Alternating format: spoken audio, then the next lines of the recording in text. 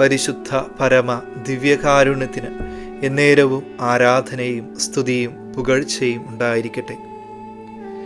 യോഹന്നാൻ്റെ 1-ാം ലേഖനം 2-ാം അധ്യായം 9 മുതൽ 10 വരെയുള്ള തിരുവചന ഭാഗങ്ങൾ.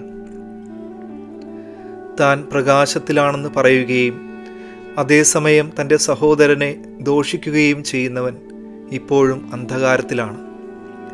സഹോദരനെ സ്നേഹിക്കുന്നവൻ പ്രകാശത്തിൽ വസിക്കുന്നു, അവന് ഇടർച്ച ഉണ്ടാകുന്നില്ല.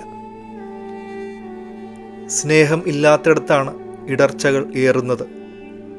നീ ഓക്കെയാണോ എന്ന ചോദ്യത്തിന് പലരും പറയുന്ന മറുപടി ഇതാണ്: ഞാൻ ഓക്കെയാണ് എന്ന്.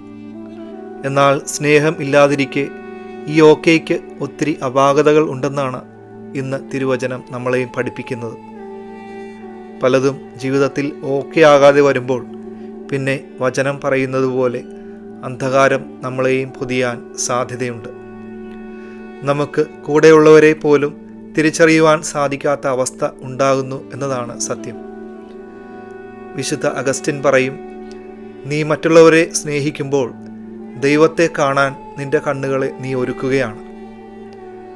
നമ്മുടെയും കണ്ണുകൾക്ക് ഒരു ഒരുക്കം വേണം എന്നാണ് ഈശോ ഇന്ന് നമ്മളെ ഓർമ്മിപ്പിക്കുന്നത്.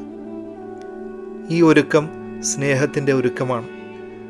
വെറുപ്പും തെറ്റിദ്ധാരണകളും നമ്മുടെയും ബന്ധങ്ങളിലും കുടുംബങ്ങളിലും ഇരുട്ട് കൊണ്ടുവരുന്നുണ്ടെങ്കിൽ പ്രകാശത്തോടെ എല്ലാവരെയും നോക്കിക്കാണുവാൻ നമുക്ക് നമ്മുടെയും കണ്ണുകളെ ഒരുക്കാം. കാരണം സ്നേഹിക്കുമ്പോഴാണ് പ്രകാശത്തിൽ നമ്മൾ വസിക്കുന്നത്. സർവശക്തനായ ദൈവം, പിതാവും പുത്രനും പരിശുദ്ധാത്മാവും നിങ്ങളെ സമർത്ഥമായി അനുഗ്രഹിക്കട്ടെ.